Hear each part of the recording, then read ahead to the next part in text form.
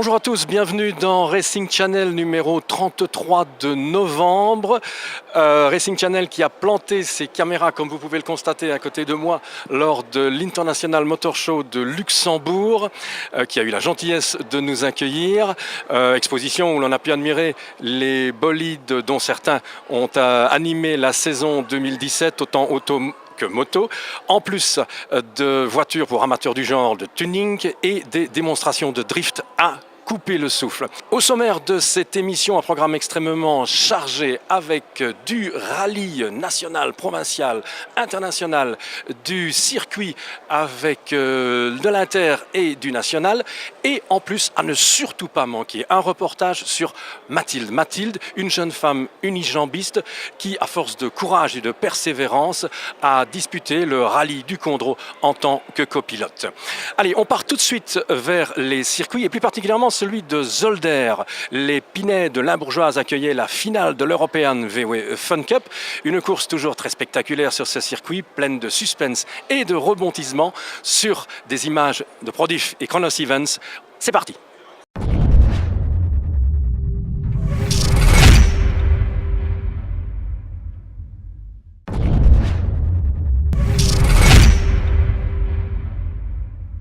Amateurs du sport automobile, faites comme moi, suivez Racing Channel. C'est la dernière de la saison pour l'European VW Fun Cup, une course de 8 heures baptisée The Final Race sur le circuit de Zolder pour conclure l'année en beauté. Le ciel est dégagé mais les conditions s'annoncent délicates avec des pluies nocturnes qui ont bien arrosé la piste.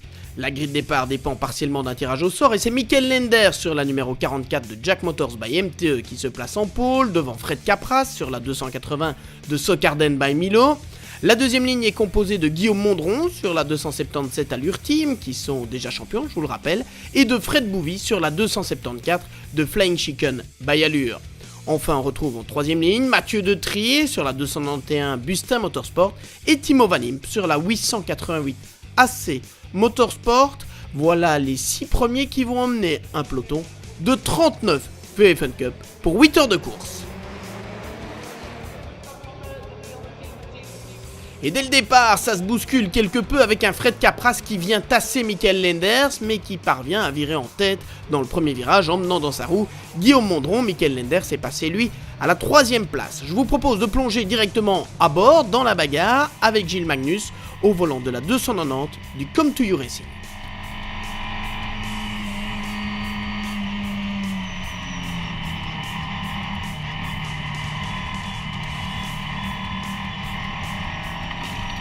A la fin du premier tour, Guillaume Mondron est en tête devant Fred Capras, Mathieu De Trier, François Verbist et Mikel Lenders, derrière eux Gilles Magnus. Part à l'erreur, une petite séance de rallycross pour le vice-champion de la Formule Renault 2.0 Northern European Cup qui plonge un peu dans le classement. Il n'est pas le seul à se faire surprendre. Au volant de la 280 AC Motorsport 2, Arnaud Quédé termine dans le bac à gravier. Quant à Timo Vanimp, il fait preuve d'un excès d'optimisme à la chicane Jackie X, on le voit ici à bord, avec la 290 de Gilles Magnus. En tête, la bagarre fait rage avec François Verbist sur la 287 Fun To You devant Édouard Mondron, Fred Capras, Guillaume Mondron, Fred Bouvy et Mikel Lenders, voilà pour le groupe de tête. La surprise vient de la 54 Pit Stop Racing Events, au volant de cet Evo 2 à moteur diesel. Koen de Witt a pointé un moment à la 8e place du général, mais percuté en piste par une voiture en perdition, il doit rentrer au stand pour une longue réparation. Les conditions restent très délicates, la preuve avec la 63 de Leader Racing, qui s'offre un magnifique 360 degrés. Premier coup de théâtre devant, François Verbist rentre au stand, le pot d'échappement s'est détaché suite à un contact. Édouard Mondron et Fred Capras, eux, se sont légèrement échappés en tête. Derrière eux, Guillaume Mondron, Fred Bouvy et Mikel Lenders luttent pour la 3e place provisoire, mais Fred Bouvy sera bientôt retardé par un problème technique et il devra s'arrêter en bord de piste. Après son erreur du 2e tour, Gilles Magnus est bien remonté à la 4e place au moment où s'ouvre la première fenêtre de ravitaillement. On voit notamment Guillaume Mondron assurer un double relais. C'est le cas aussi d'Edouard sur la numéro 2 et c'est lui d'ailleurs qui pointe en tête après la fenêtre devant son frère. La lutte pour la troisième place est alors captivante avec le très jeune Tristan Foldesi sur la 290 de l'équipe Come2You qui dispute sa première course en voiture, l'expérimenté Laurent Jaspers et le jeune Timo Van Impe sur la 888 AC Motorsport. Une belle bagarre entre ces trois-là pour un podium qui n'est que très provisoire évidemment. Sur l'autre voiture Come2You, la 291, Mathieu Detry doit rentrer un peu plus tôt car dans desserré et vis de rotule capricieuse. L'apparition de quelques gouttes de pluie durant la troisième heure de course permet à Kevin Capraz, de nouveau épatant, de creuser l'écart au rythme de plusieurs secondes au tour, de quoi avoir bientôt un tour d'avance sur ses poursuivants. Ça tombe bien, il marque donc le maximum de points avec la première attribution à la mi-course. La deuxième place revient à Mikel Lenders sur la 44 Jack Motors by MTE. Une équipe qui était déjà deuxième au championnat avant ce rendez-vous. Troisième position pour le SP Racing avec Martin Le Burton aux commandes de la numéro 417. Voiture qu'il partage avec Pascal Ras, Jimmy De Brucker et David Dezager. La Socarden by Milo, c'est Kevin Balthazar qui est au volant et qui occupe la quatrième position à la mi-course devant Timo Van Impe sur la 888 AC Motorsport qu'il partage avec Romain Deger et Sébastien Morel, et puis en embuscade à la 6ème position, la 278 Acom Racing de Manu Nava, Stéphane Charlier, Benoît Phillips et Pierre Piron espèrent aussi faire parler d'elle. Mais tout bascule après 5 heures de course, la 277 qui semblait avoir course gagnée est contrainte à l'abandon.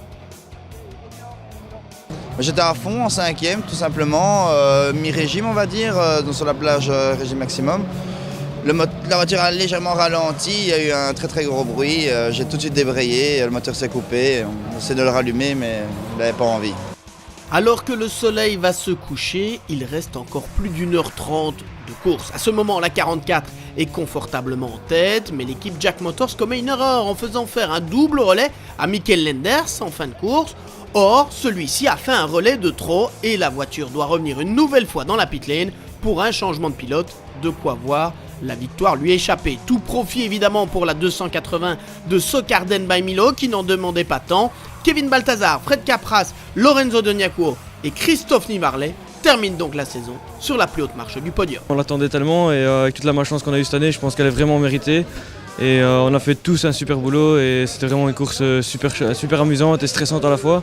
Mais on a réussi à terminer sur la première marche et je pense que ça va faire du bien à tout le monde. Même si la victoire leur échappe finalement, Mikel Lenders, Laurent Jaspers et Stéphane-Henri Defrahan terminent deuxième et surtout vice-champion.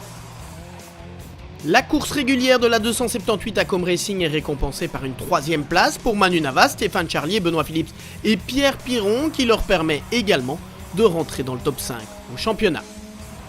Quatrième après avoir écopé d'un stop and go pour un contact en piste, la 417 SP Racing de Pascal Ras, Martin Le Burton, Jimmy De Brucker et David Dezager pouvait avoir des regrets. Elle reste néanmoins l'une des animatrices de la saison avec sa quatrième place finale au championnat. On a peut-être eu un petit aperçu sur l'avenir lors de cette finale, faisant équipe avec Sébastien Morel sur la 888 AC Motorsport. Les jeunes Timo Van Impe et Romain Deger ont en effet fait forte impression puisqu'ils auraient terminé à la deuxième place, sans une pénalité d'un tour pour un nombre inadéquat de relais. Autres jeunes s'étant mis en avant, Gilles Magnus et Tristan Foldesi, associés à Stéphane Evrard, ont pris une très belle 6ème place pour leur première course en VF Fun Cup. Cap maintenant vers 2018 pour la 22e édition déjà.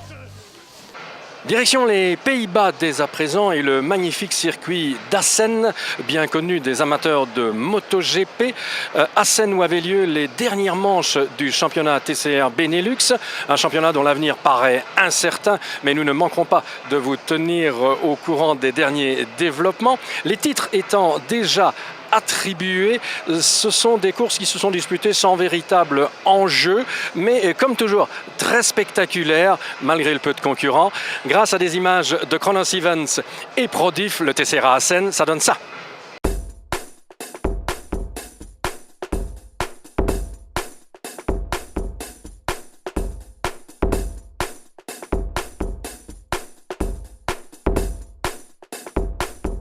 Vous voulez goûter ?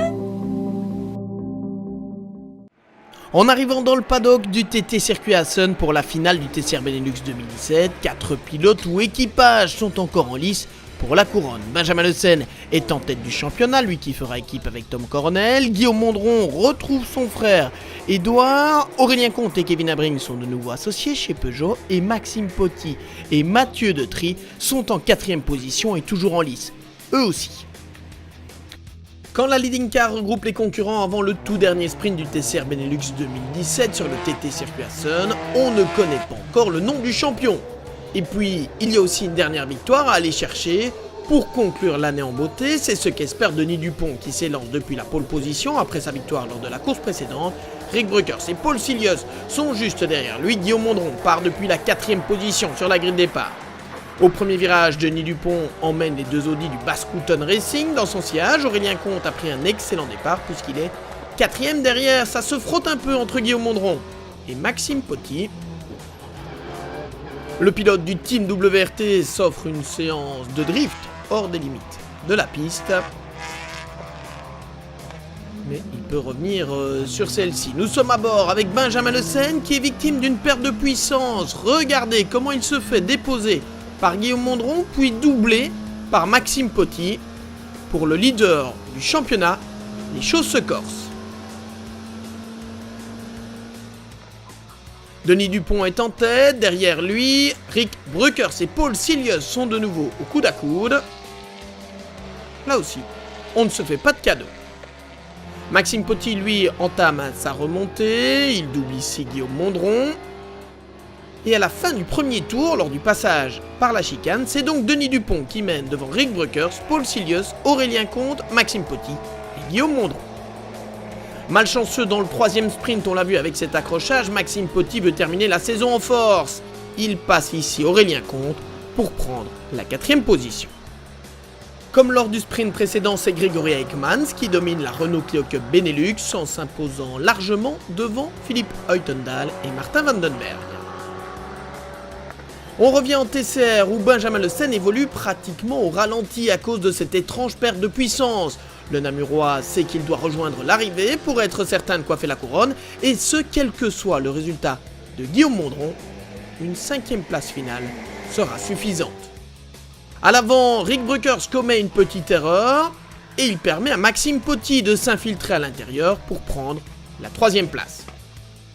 On assiste d'ailleurs à un regroupement en tête de la course. Denis Dupont, Paul Silius, Maxime Potty et Rick Bruckers restent en lutte pour la toute dernière victoire de cette saison. Une victoire que voudrait bien remporter Paul Silius. Il attaque Denis Dupont par l'extérieur dans le virage numéro 3. Les deux voitures se touchent. La suite sera plutôt catastrophique pour Paul Silius. Maxime Potty en profite pour prendre la tête devant Denis Dupont et Rick Bruckers. Mais le classement n'est pas encore figé entre les deux jeunes Belges et le pilote néerlandais qui va remporter la victoire. Eh bien, ce ne sera pas le pilote de la Seat. Regardez, il doit s'arrêter en bord de piste suite à ce début d'incendie. Et c'est un problème de boîte de vitesse qui met un terme aux ambitions du pilote du RACB National Team. Et dire qu'avec Sam de Jong, ils avaient remporté les 3 premiers sprints de la journée. Voilà qui ouvre la lutte pour la plus petite marche du podium entre Guillaume Mondron et Aurélien Comte. Le pilote Peugeot reste à l'attaque et il passe dans le dernier tour.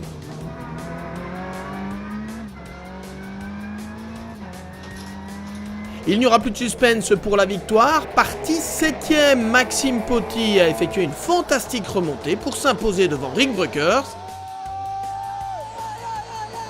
Mais le plus heureux est peut-être Benjamin Le Sen, même s'il a vécu une dernière course difficile, c'est lui qui coiffe la couronne du TCR Benelux 2017. La saison a été longue, malheureusement je la termine pas de la meilleure des façons, mais bon, le but principal c'était d'être champion, donc très content. La joie est également de mise pour Maxime Potty qui remporte sa première course sprint en TCR Benelux.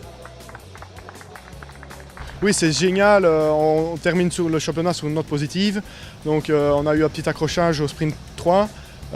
L'avant endommagé de la voiture, donc le team WRT a fait un super boulot, ils ont changé le cardan, le moyeu et la biellette de direction, ils ont fait un super boulot pour que je puisse reprendre le départ du sprint 4 et on a gagné, donc c'est top. Maxime Potty, Rick Bruckers et Aurélien Comte, c'est le dernier podium du TCR Benelux 2017, une saison hautement disputée et où le spectacle a très souvent été au rendez-vous.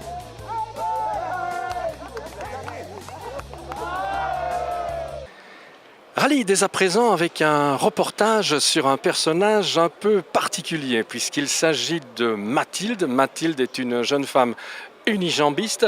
Elle s'est mise en tête de participer au rallye du Condro en tant que copilote et en plus elle l'a fait. Reportage sur une personne hors du commun, dotée d'un enthousiasme et d'un courage sans limite. Voici Mathilde est revenue, un reportage de Racing Technique avec la RTBF et Mediasport.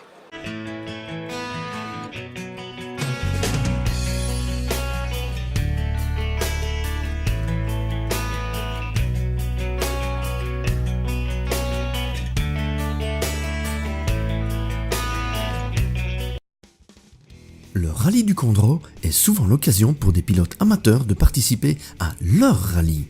Certains le font de manière plus altruiste que d'autres. C'est le cas de Jacques Gérard qui a donné l'occasion à la jeune Mathilde Allman de prendre place à bord de son auto malgré son handicap. Cette spadoise unijambiste, suite à un accident de moto il y a une dizaine d'années, Mathilde a ainsi décidé de relever le défi et de mettre en avant l'association Let's Go. Il n'y a pas de raison qu'une personne moins valide soit moins bonne comme copilote qu'une personne valide. Ça c'est bien clair et c'est ce qu'on veut prouver ici tout au long du rallye. Une personne moins valide, bien sûr, est limitée dans certains choix de sport ou quoi. Et encore, c'est son premier rallye et je dois dire qu'elle m'étonne. Le but de l'ASB Let's Go est de récolter des fonds afin de financer la prothèse, le matériel et l'accompagnement nécessaire à la pratique de la course à pied pour les personnes amputées. Parce que cette prothèse coûte parfois jusqu'à 18 000 € et n'est pas remboursée par la mutuelle. Donc le but, voilà, on sera sur des courses où on vend des textiles, où certaines, il y a des dons aussi. Et alors, grâce à ça, on peut offrir une prothèse de sport à un amputé pour qu'il puisse courir et peut-être aussi, pourquoi pas, lui faire reprendre goût à la vie grâce au sport, grâce à la course à pied. Donc moi, je suis ambassadrice. Donc dès qu'il y a des patients qui viennent d'être amputés, je vais à leur rencontre pour leur montrer qu'il y a une vie après l'amputation, que la vie ne s'arrête pas et essayer de les booster autant que possible. Je suis aussi présente sur les événements. Généralement, je suis du côté stand et pas du côté événement même. Mathilde s'est très vite prise au jeu. Au départ, pas très rassurée lors de la séance photo, quelques semaines avant le rallye, mais dès les premiers mètres lors de la séance d'essai, ses craintes ont très vite laissé la place à d'autres sentiments de bonheur. Et c'est donc avec le cœur léger que Mathilde a démarré cette première journée de rallye et on peut dire qu'au retour de la première boucle, nous avons rencontré une jeune dame avec les yeux remplis d'étoiles. C'était vraiment génial, c'est une expérience vraiment exceptionnelle. J'ai vraiment hâte d'être demain pour continuer ce week-end parce que c'est un peu la folie vraiment. Il se passe des trucs de fou. Pour une première expérience, je trouve que j'ai énormément de chance de vivre tout ça. J'ai quand même adoré cette première journée et j'ai vraiment hâte de commencer ça demain. Et au soir du premier jour de course, elle nous a même confié qu'elle est prête à saisir la première opportunité de prendre le volant. Cette touche-à-tout de la vie risque fort bien de nous surprendre. Après le basket, le vol à voile, le ski, la course à pied et le saut en parachute, la voilà sous l'emprise du virus automobile. Oui, c'est vraiment le sport qui m'a aidé, qui m'aide plus ou moins quotidiennement. Et c'est aussi le fait de repousser mes limites et d'aller chaque fois toujours plus loin. C'est quelque chose que j'ai vraiment besoin en fait. On peut dire qu'ils ont porté haut les couleurs de l'association Let's Go, puisque non content d'aller au bout de cette aventure, de ce rallye difficile, Mathilde est devenue la reine du Condro en remportant la catégorie dans laquelle elle était inscrite. Mais dans un sens, j'ai pas envie que le week-end se termine, parce que ce serait une aventure qui se termine. Et voilà, j'aime vraiment bien, je pense que j'ai vraiment mordu au rallye. Encore bravo Mathilde! Rallye encore avec le Rallye Van Zuid Limburg, une épreuve qui se dispute pratiquement sur les terres du Rallye Van Aspengouw, dans la même région notamment. Une épreuve extrêmement prisée par nos amis néerlandophones avec un plateau extrêmement relevé, un parcours très sélectif et toujours extrêmement boueux, ce qui a donné lieu à quelques sorties et autres figures spectaculaires. Tout cela en images grâce à Full Throttle Vidéo et KM Rallye Vidéo. Reportage.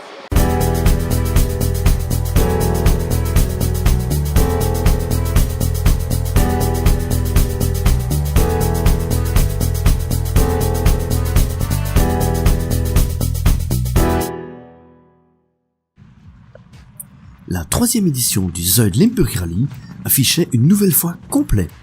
Le club organisateur était comblé avec un vainqueur inattendu et un nouveau champion Vaas. Au volant du Mitsubishi Lancer Evo 9, voiture ayant été pilotée par un certain Mäkinen en WRC, Piet van Hoff prend rapidement le leadership pour ne plus le lâcher. Les conditions météo d'enfer de ce dimanche n'ont pas eu d'emprise sur lui. Il a réussi à braver ce déluge de pluie et de neige fondante qui ont transformé les chemins fruitiers de Guingelom en une boue hyper glissante. Les déboires de Van de Velde, pourtant auteur d'excellents chronos, profiteront à Kevin Van Dijn et à Steve Matern qui relégueront Van de Velde au 4e rang.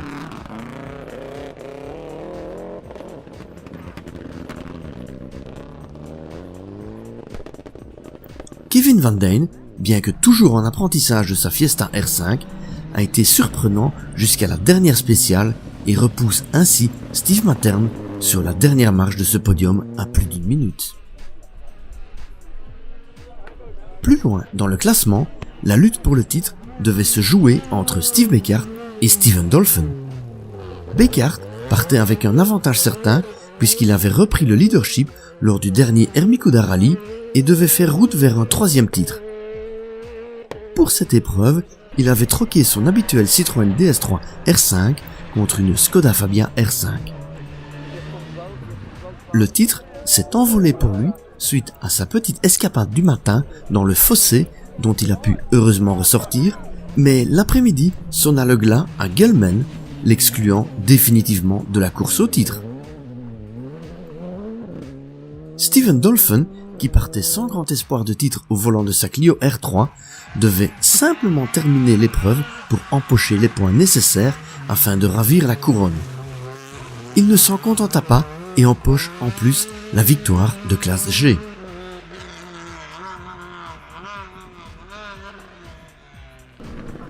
Marc Turion emporte la 5e place, reléguant Jos Pennarts et Hein Jonkers à plus d'1 minute 30. Lambert Parren, Johnny Pullman et Bart Vredak ferment ce top 10 à plus de 6 minutes du leader.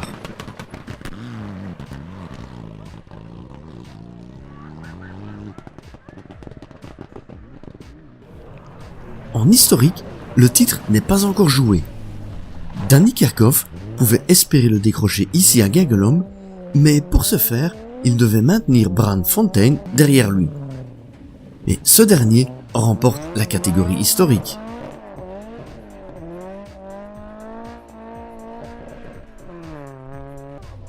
Glenn Rogers place son Opel Kadett sur la 2e place de ce podium et malheureusement pour lui, Danny Kerkhoff se classe 3e et laisse ainsi le titre se jouer lors de l'ultime épreuve Vaas à Courtrai, dont vous aurez le résumé dans notre prochaine édition.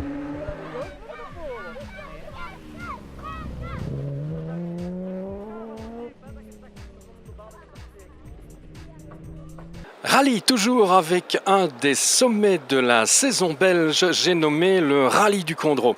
Rallye du Condro qui attire toujours la toute grande foule avec un plateau de folie, jugé plutôt plus de 20 voitures de la catégorie R5 au départ, quelques WRC de l'ancienne génération, une pincée de GT, les R2 aux mains des jeunes loups aux dents longues et vous obtiendrez un spectacle époustouflant sur ce parcours extrêmement sélectif.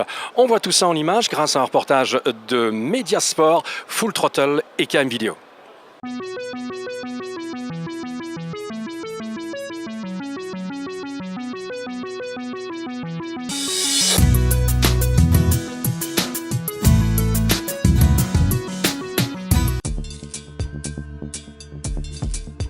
En ce premier week-end de novembre, nous sommes à Huy, en bordure de Meuse, pour le 44e Rallye du Condro.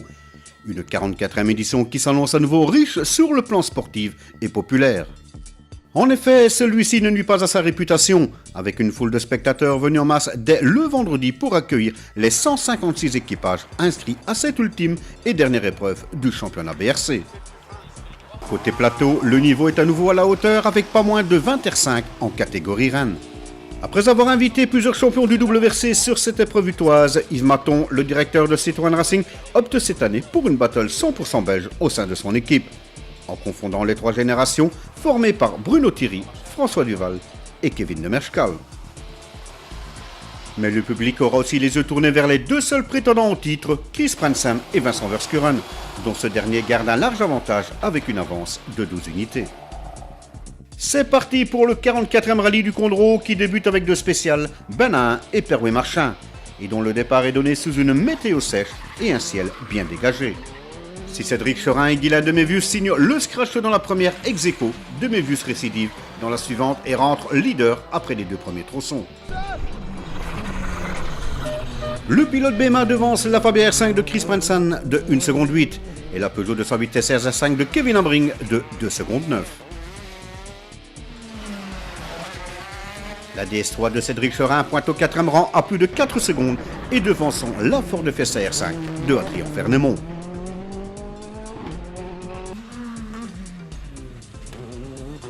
Dans le clan Citroën, François Duval prend la 6e place pour 8 centièmes de seconde devant la Skoda Fabia R5 de Xavier Busch. Quant à Bruno Thierry, il prend le 14e rang à 19 secondes, juste derrière Kevin de Merschkal qui lui connaît quelques petits soucis moteurs. Vincent Verskuren veut assurer les points du championnat, mais après un départ trop prudent, il pointe à la 12e place à plus de 16 secondes. Ces 2 premières spéciales apportent déjà leur premier lot d'émotions. En effet, Cédric de Tchéco a été victime à 2 reprises d'un capot s'ouvrant en pleine spéciale, de quoi lui exploser son pare-brise. Le capot s'ouvre, donc on a fini la première comme ça, on a réparé ce qu'on pouvait réparer, mais malheureusement ça n'a pas tenu avec les longues lignes droites dans Marchin.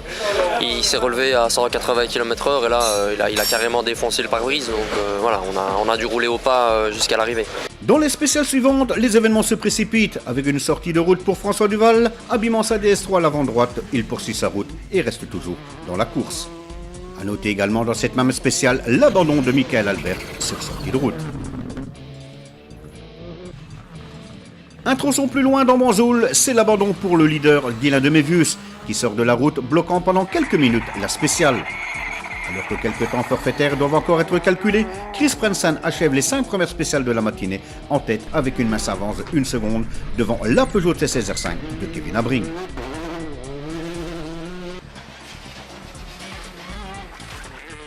Cédric Chorin, lui, reste parfaitement dans le coup à plus de 10 secondes devant un excellent Adrien Fernemont.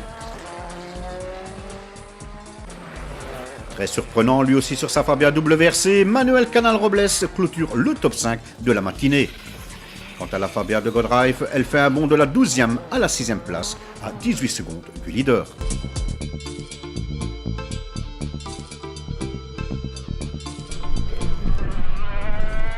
Dans la 7e spéciale du jour, Kevin Ambring connaît quelques soucis d'embrayage. Et si on le déclarait prématurément août, celui-ci revenait après assistance dans la course et toujours bien classé. Chris Prensen, lui, est parvenu à éviter la pluie dans cette 7e spéciale et signe à nouveau le meilleur temps après celui de Benin. Il compte désormais plus de 10 secondes sur la Peugeot de Kevin Ambring et 19 secondes sur la DS3 du vainqueur de l'édition 2015, Cédric Chorin. Alors que Guillaume Dillet compte à l'abandon suite à un bris de transmission, c'est Adrien Fernemont qui pointe désormais au 4e rang à 27 secondes et juste devant la Fabia WRC de Canal-Robles. Vincent Verskuren est 6e à 29 secondes, mais il sait qu'à ce rang-là, avec Prensen en tête, il n'est toujours pas champion virtuel. Du côté de la battle Citroën, Bruno Thierry mène à la 7e place devant la DS3 R5 de François Duval, qui lui précède la Skoda Fabia R5 de Xavier Busch.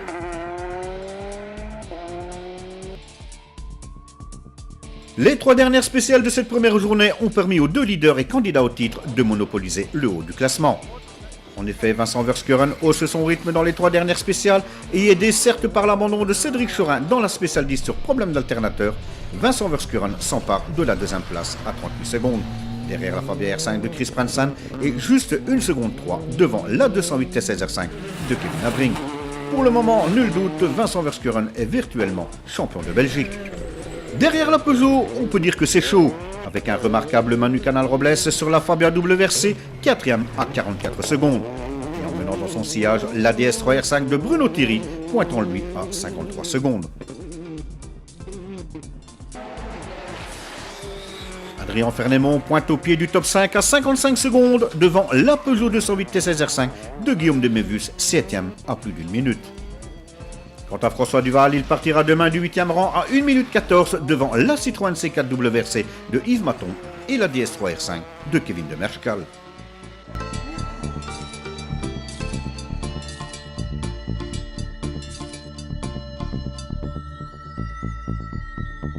C'est reparti ce matin pour le 44e rallye du Condro avec la deuxième et dernière étape. Une étape qui débute en force dans le premier passage de Ramelot où Yves Maton perd le contrôle de sa C4 WRC. Il endommage un amortisseur, ce qui le contraint à l'abandon. Mais la surprise de cette première spéciale du jour, c'est le scratch de François Duval devant la 208 TCR5 de Kevin Abring et la fiesta d'un Adrien Fernémont beaucoup plus à l'aise ce matin. Quant au leader du championnat, Chris Pransen et Vincent Verskuren, ils signaient les 5e et 10e temps. Autre surprise dans la spéciale 12 de Stré, Manu Canal-Robles sur sa Fabia WRC signe le scratch devant Kevin Abring et la Fabia R5 de Chris Pransen. Ce qui lui permet au général, après les 12 spéciales, de passer à la 3e place 6 secondes devant Vincent Verskuren, 4e et donc toujours champion virtuel. Pour ce qui est de la battle belge de Citroën Racing, Bruno Thierry mène les débats en 6e position, devant un François Duval 8e et Kevin de Merschkal à la 12e place. Ce matin, par exemple, avec toute la pluie qu'il y a eu pendant la nuit, c'était encore quelque chose de nouveau. Donc j'ai hésité avec les nouveaux pneus Michelin. Et moi, je pose des questions à gauche, à droite, mais tout le monde garde ses petits secrets, donc je dois me débrouiller tout seul, quoi. Nouveau coup de théâtre dans la spéciale suivante de Hamé Bodonnier. Alors qu'il était excellent 3e au général, Manu Canal-Robles effectuait un excellent chrono avant que le moteur de sa Fabia WRC ne se coupe. Il est contraint lui aussi à en rester là. Et ce n'est pas tout. Auteur lui aussi d'une remarquable prestation pour ses débuts en R5, Guillaume de Mévus sort de la route dans le même tronçon, couchant un poteau sur le sol. Résultat, c'est l'équipage de Sansoradam, la spéciale 13 est neutralisée. La liste des problèmes et abandons se poursuit puisque dans la spéciale 15 à Ramelot, c'est la Porsche 997 GT3 de Frédéric Bouvy qui manque à l'appel, suite à des soucis de boîte de vitesse. Dans cette 15e spéciale devant, c'est Vincent Verskuren qui réalise le meilleur temps devant François Duval et Bruno Thierry. Dans la 16e spéciale, Stréchaud, c'est Chris Pransen qui signe le scratch devant la Fabia R5 de Bertrand Grotten. Et une 16e spéciale avec à nouveau un abandon important, celui de François Duval, suite à un bris de suspension.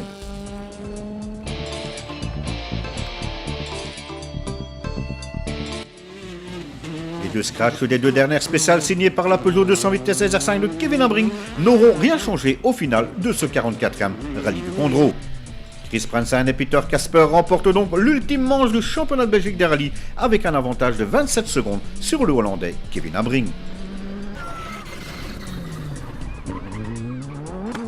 Mais le plus heureux du week-end est assurément Vincent Verskuren, dont la 3e place lui a suffi à décrocher son premier titre de champion de Belgique des rallyes. Un titre qu'il dédie entièrement à Gabi Godozen et à son équipe.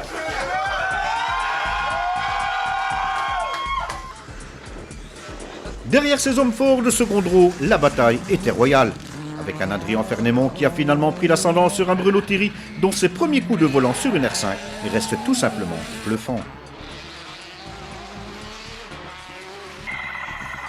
Bertrand Grotten, qui découvrait lui aussi pour la première fois la Fabia R5, termine ici méritoirement à la 6e place et devançant la Fabia R5 de Xavier Busch.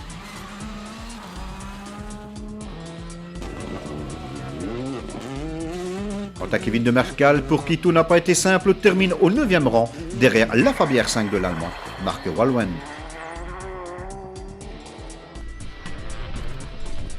Le top 10 est clôturé par la 208 TCR5 de Cédric de Tchéco, qui a encore une fois été malchanceux depuis les premiers kilomètres. En RC4, victoire de Sébastien Bédorec qui loupe le titre junior BRC et dont la cause vient des nombreuses neutralisations.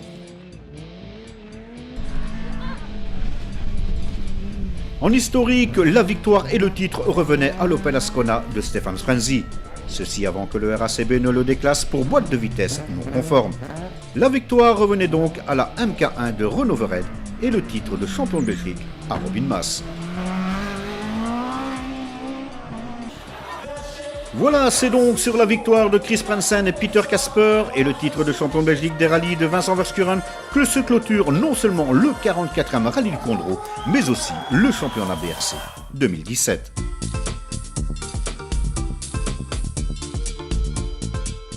Voilà, c'en est déjà fini pour cette émission Racing Channel numéro 33. Comme nos amis de chez Separts qui nous accueillent sur leur stand, vous voulez voir et revoir les émissions précédentes, vous n'hésitez pas à consulter notre site www.racingchannel.be. L'adresse s'écrit en dessous de votre écran. Si vous voulez rejoindre notre petite équipe de bénévoles, vous n'hésitez pas également à consulter les offres d'emploi que nous vous proposons. On se retrouve bien entendu le mois prochain pour de nouvelles aventures automobiles. Bye bye.